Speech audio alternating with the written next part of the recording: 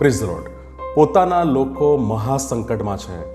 યરૂશાલેમનો કોટ એ તૂટી પડેલો છે અને દરવાજા બાળી નાખવામાં આવેલા છે. જ્યારે નહેમ્યા આ સાંભળે છે ત્યારે તે આ સમાચારની અવગણના કરતો નથી, પણ નહેમ્યા રડે છે, શોક કરે છે અને પ્રાર્થના કરે છે. નહેમ્યાને પોતાના લોકને માટે ખૂબ જ પ્રેમ હતો અને આપણને પણ એકબીજા ઉપર પ્રેમ રાખવાની નવી આજ્ઞા પ્રભુ ઈસુ ખ્રિસ્તે આપણને આપી છે.